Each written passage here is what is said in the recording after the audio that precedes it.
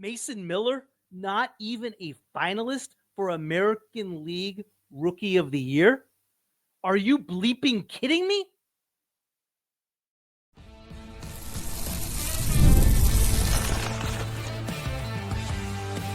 You are Locked On A's, your daily Oakland A's podcast, part of the Locked On Podcast Network, your team every day. Welcome to Locked On A's, part of the Locked On Podcast Network, where it is your team every day. I am your host, Booney, one name. Episodes will drop Monday through Friday at 6 a.m. That's Oakland time, Vegas time, and Sacramento time. Whether you are on your way to work, driving back from work, or listening casually during the day, thank you for making Locked On A's your first listen of the day. I'm from the Bay Area, and I've been a diehard A's fan since 1981. I'm here to bring you a real fan's take, covering everything from Oakland to Sacramento to Las Vegas. This is the place for A's fans to get the latest game breakdowns, team news, and more. This is where the passion of the fans take center stage. We are free and available wherever you get your podcast, including YouTube. And please hit that subscribe button wherever you are following the show. Major League Baseball announced its award finalists on Wednesday, and I touched a bit on it yesterday regarding the American League MVP. I am going to touch on what A's I believe will be on this list in 2025. That's a bit later. Whenever you are talking postseason awards, there will always be your snubs or players that got overlooked for one reason or another. What Oakland Athletics got snubbed historically in postseason awards? I will discuss 4 players in A's history that definitely got what you would call, quote unquote, snubbed. One player that definitely got snubbed in this year's MLB finalist list was Mason Miller. Not for being announced as the American League Rookie of the Year, just for being a finalist for American League Rookie of the Year. I should have covered this yesterday. Well, I'm covering it today. And what happened was just wrong. And I'm coming in hot. This episode is brought to you in part by FanDuel. You can start the season with a big return on FanDuel. New customers can place a $5 bet and you'll get started with $150 in bonus bets if you win your first $5 bet. Visit FanDuel.com to get started. We're talking about Mason Miller today, who delivered an outstanding season as a rookie reliever for the A's, arguably one of the best relievers in baseball, yet didn't make it as a finalist for American League Rookie of the Year. It's a surprise miss, to say the least. Mason Miller's standout numbers. Let's start with that. Mason Miller wrapped up his rookie season with impressive stats across the board. Wins above replacement, 2.4. He had 2 wins, 2 losses, an earned run average of 2.49. He appeared in 55 games, racking up 28 saves, pitched 65 innings, and an amazing 104 strikeouts in 65 innings. Keep in mind that the A's team was 25 games below 500, meaning he had a lot less opportunities not only to appear in games, but to have save opportunities, which makes his numbers even more impressive. Now, those numbers might not mean much without some context, so let's break them down in terms of past Rookie of the Year pitchers and finalists this year. Since the year 2000, there have been 6 relief pitchers that have won either the NL or AL Rookie of the Year. In 2000, you had Sasaki from the Mariners. In 2005, you had Street from the A's. In 2009, you had Bailey from the A's. In 2010, Feliz from the Rangers. 2011, you had Kimbrel from the Braves. And in 2020, in the COVID-shortened year, you had Williams from the Brewers. In 2010, Feliz from the Rangers won the American League Rookie of the Year. And remember, that 2010 Rangers team also appeared in the World Series. Feliz had a WAR of 2.5, an ERA of 2.73.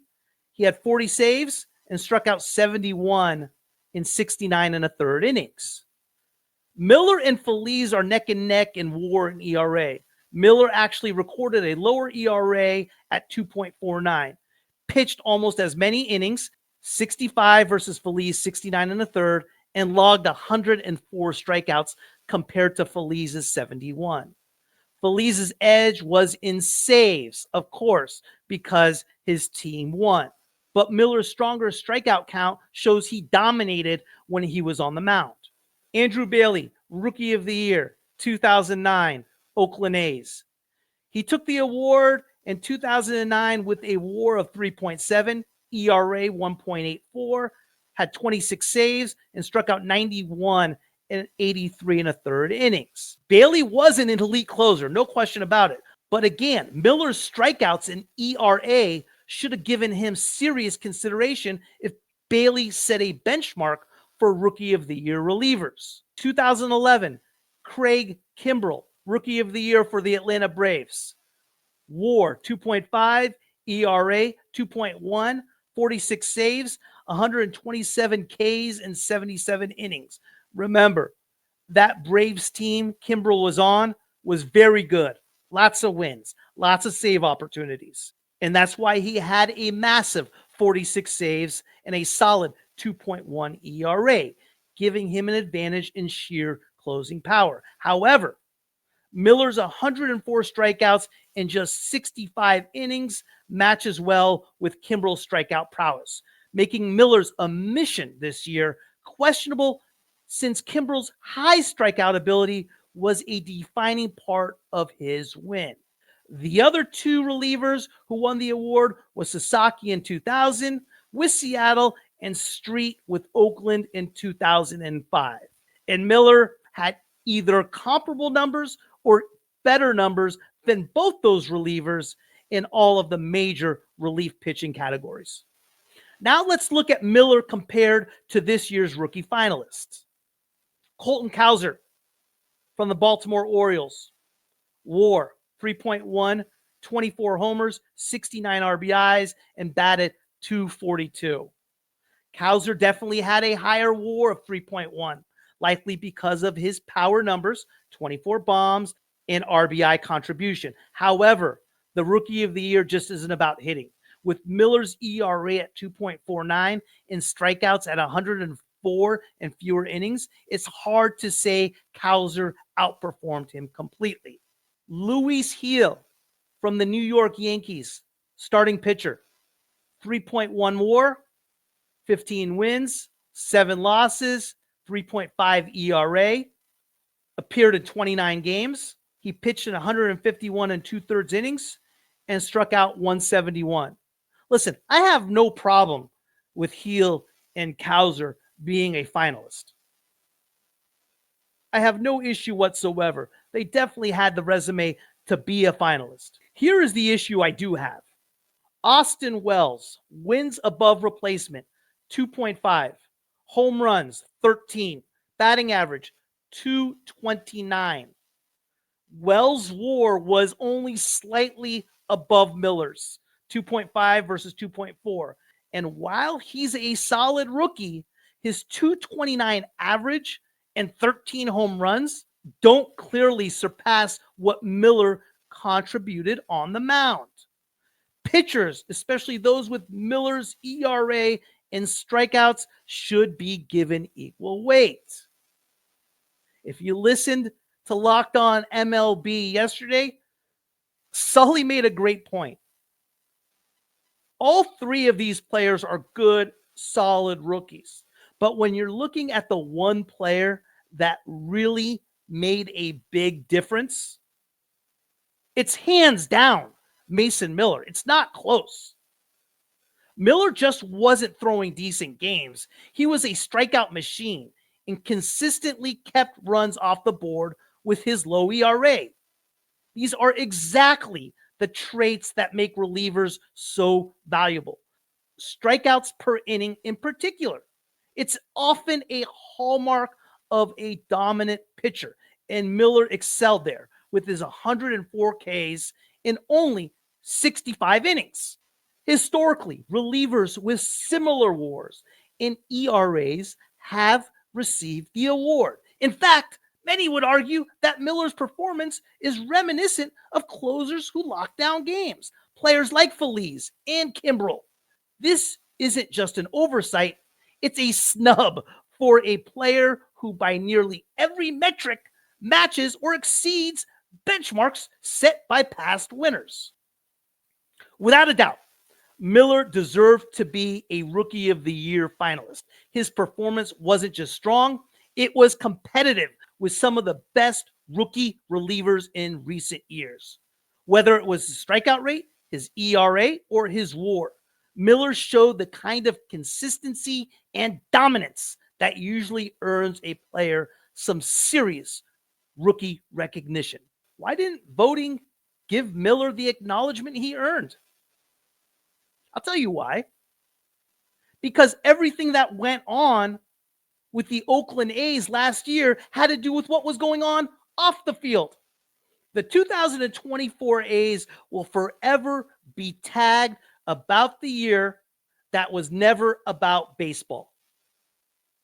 And what happens in these situations is guys like Mason Miller, who was an all-star, who received the win in the all-star game for the American League, will get snubbed. Because when you think about the A's, when you think about the Oakland A's in 2024, you think about sell the team. You think about John Fisher. You think about Las Vegas. But you don't think about the players. I love the sell movement. I love what was being done.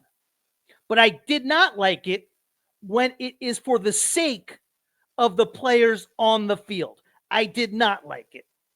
And that is the issue I have. Mason Miller got snubbed because baseball did not know who Mason Miller was, nor what he contributed to the A's organization last year and to their team. Mason Miller will go down in history as one of the Oakland A's that got snubbed in MLB postseason awards. But he's not the only one. Coming up next, we're going to revisit 4 famous historic cases where an Oakland Athletic got snubbed in postseason awards.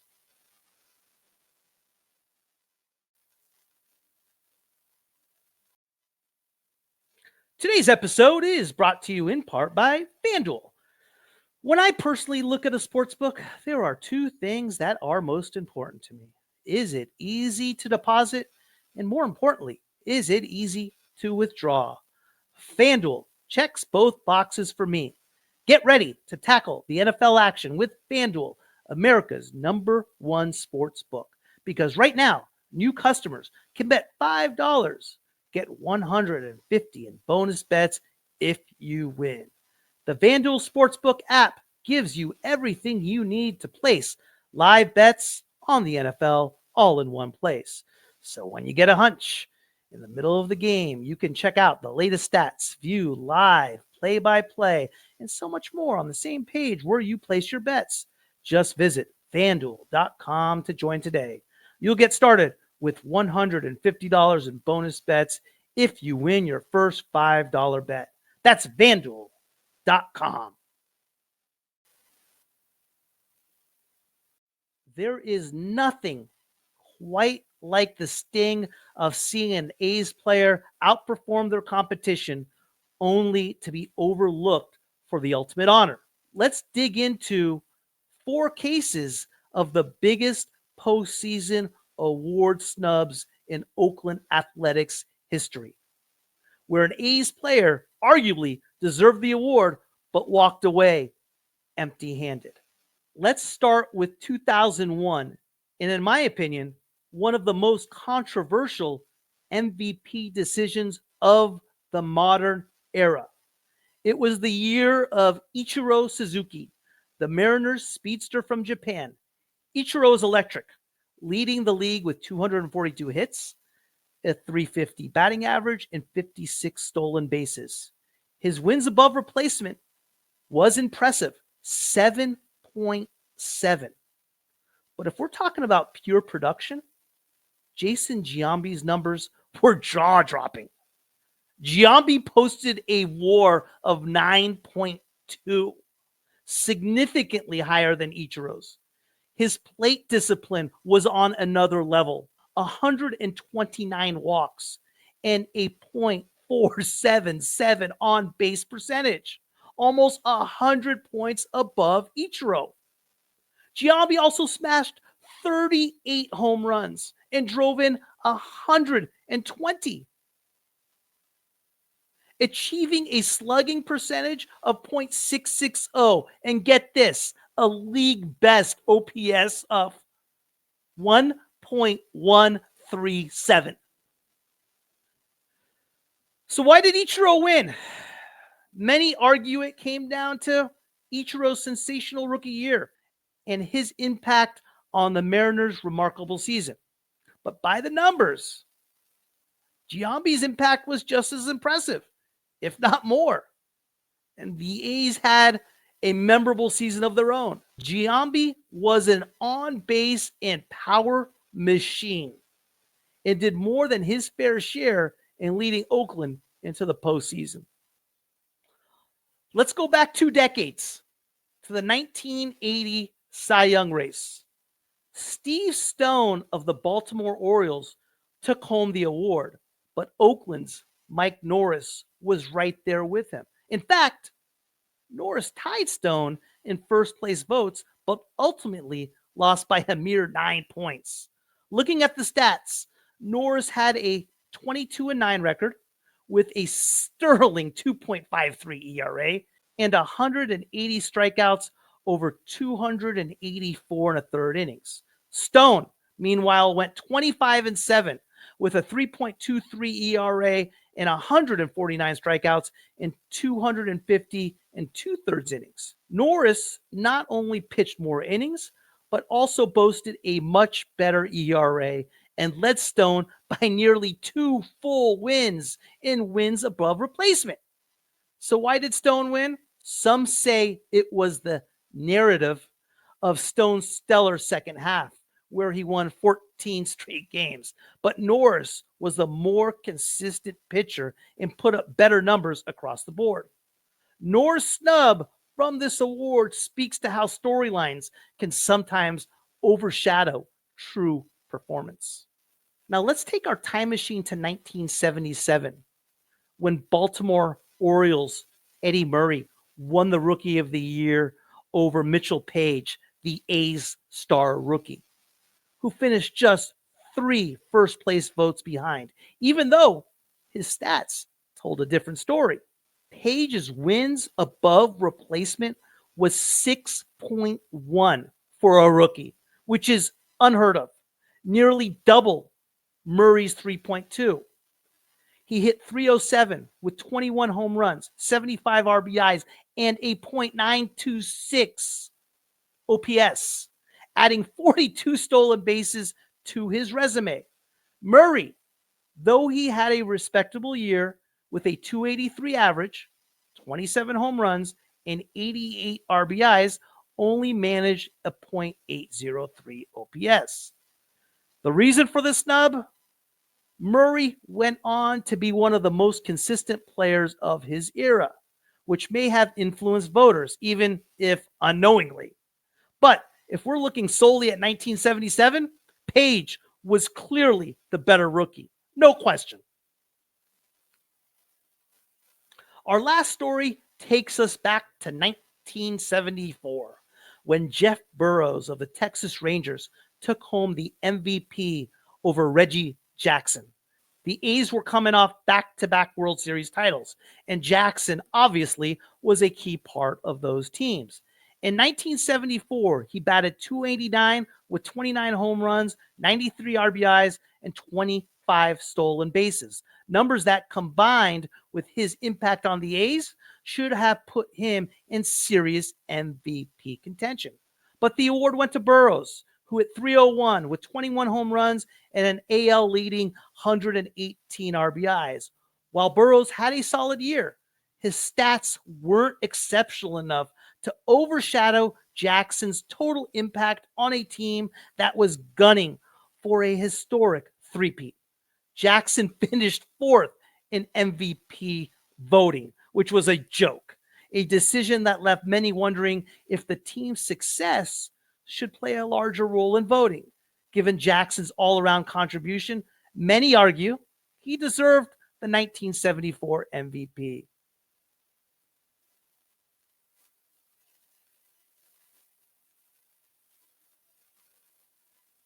All these awards are outright snubs and are reminders of the highs and lows of the Oakland Athletics history. Looking forward to 2025. What A's do you suspect should be on a list? And what list would that A be on? Up next.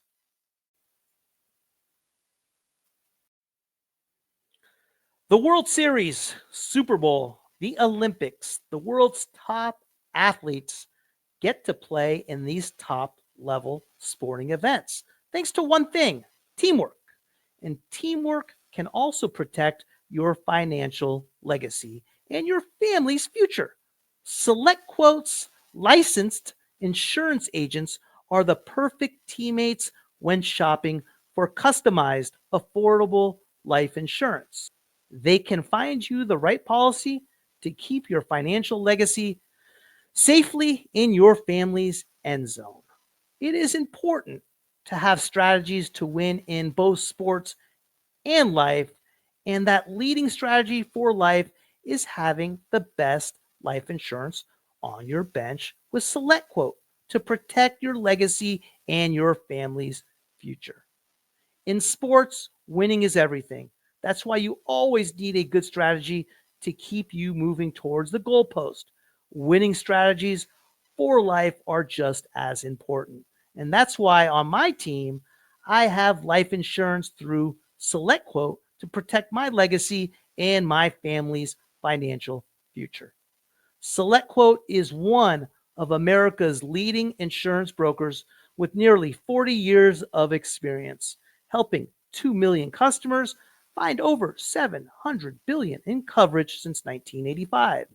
Get the right life insurance for you for less at selectquote.com/lockedon. Go to selectquote.com/lockedon today to get started. That's selectquote.com/lockedon.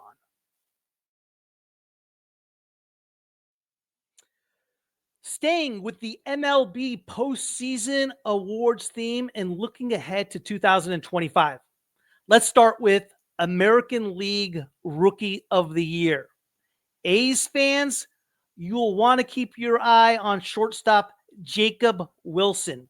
For those who don't know, Wilson was the 6th overall pick in the 2023 amateur draft out of Grand Canyon University, and he put on quite a show in 2024. His bat was on fire with numbers that really caught the attention of scouts and fans alike.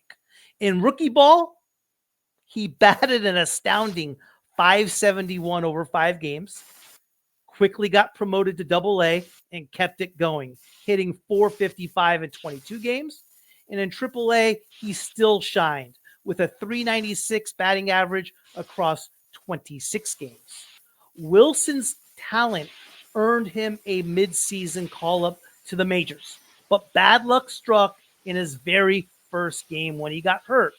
When he returned for the final 27 games, he wasn't quite at the level he showed in the minors, batting just .250. But here's the thing. Wilson didn't get a full season in the majors, and he missed a lot of time due to that injury. With a fresh start, a full spring training, and some consistent big league experience, we might just see a breakout season in 2025. For a comparison, think of former A's Rookie of the Year, Walt Weiss, only with more power and skill at the plate. Another similar player is all-star second baseman Freddie Sanchez, who played for the Pirates and Giants, who is known for his steady glove and bat. Wilson has that same combo, a strong defensive player who's also a hitting machine. So in 2025, don't be surprised to see Jacob Wilson competing for Rookie of the Year honors. If he can bring his minor league numbers to the majors, he'll be a huge asset to the A's. Next up, let's talk about the American League Comeback Player of the Year. My pick, Miguel Andújar. I've been high on Andújar for a while, and for good reason. He's had his fair share of injuries, setbacks in recent years, but let's not forget the kind of player he can be when he is healthy. Back in 2018, Andújar was a major force with the Yankees, hitting 27 home runs and finishing second in Rookie of the Year voting, right behind Shohei Ohtani. Since then, he's had a rough road with injuries, but the talent and power he brings are undeniable. If he can stay healthy, Andújar has the potential to be a major impact player for the A's in 2025.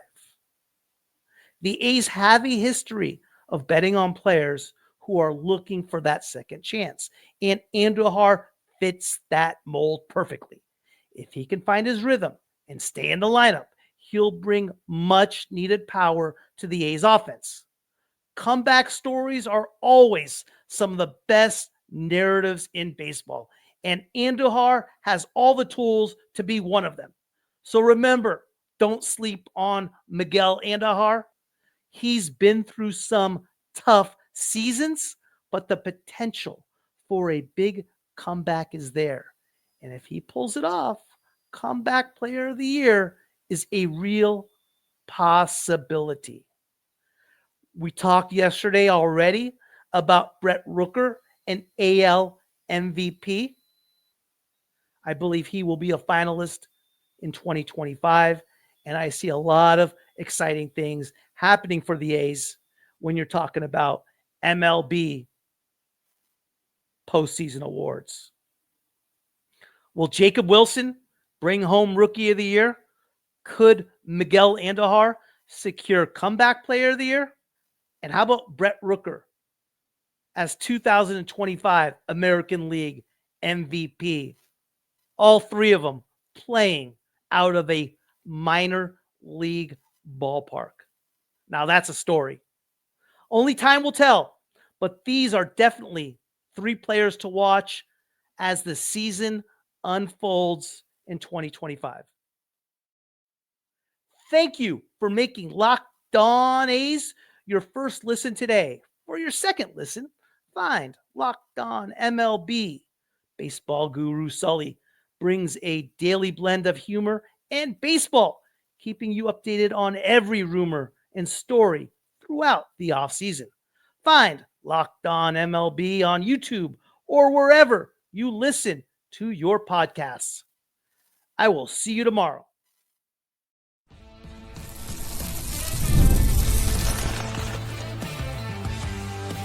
You are Locked On A's, your daily Oakland A's podcast, part of the Locked On Podcast Network, your team every day.